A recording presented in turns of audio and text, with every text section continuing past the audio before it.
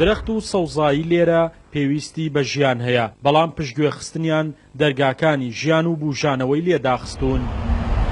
لە سەنتەری قەزای دەربەندیخان 40 دۆنم زەوی و زار بۆ گەشەی شەتڵ و دار و درەخت و سەوزایی لە ساڵانی ڕابردوودا بوونی هەبووە، بەڵام بە بیانووی دروستکردنی پارکێک لەو جێگەیە ئەو ڕێژەیە کەم کراوەتەوە بۆ 10 دۆنم و 30 دۆنم لەو دار و درەخت و سەوزایە بەم جۆرە کرا بە قوربانی ئەو پارکە کە ژیان و هەناسەی درەخت و سەوزایەکەی ڕوبەڕووی ئەم دۆخە کردوتەوە.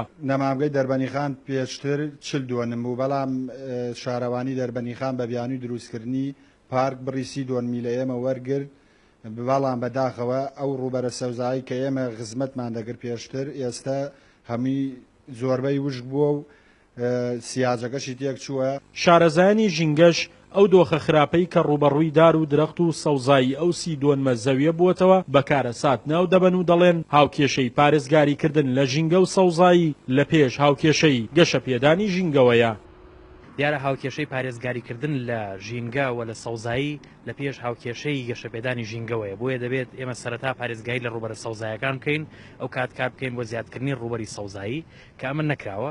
ئەمە جێگەی نیگەرانی ئێمە وەکو ڕێکخراوە ژینگەکان، بۆی هیوادارین کە لایەنی پەیوەندیدار بە زووترین کار بکات بۆ سیاجکردنی ئەو ڕوبەرە سەوزایە. سەرۆکی شارەوانی دەربەندیخانیش دەڵێت ئێمە ویستمان ئەو ڕوبەرە سەوزایە بخەینە خزمەت بەرژەوەندی گشتیەوە و لەم ڕێگەیەوە بۆ پشودانی خەڵک بیکەین بە پار، بەڵام قەیرانی دارایی هەموو دەرگاکانی لێداخستین. لەلایەن شارەوانی دەرخستە و دیزاینێکی کاملی بۆ ئامادە کراوە، لەلایەن نووسنگەیەکی ئەندازیاریەوە چەند ساڵە پێشەستا تقریبا 3 ساڵ پێشەستا و کاری بۆ ئەنجام درراوە، بەڵام بەهۆی ئەوەی کە پلانەکان ئێمە و پلانی 2014 بۆ خۆتان نەزانن بەهۆی قەیرانی دارایەوە پلانی 2014 جێبەجێ نەکرا، نەخوازێستا 15 هیچمان بۆ جێبەجێ ناکرێ.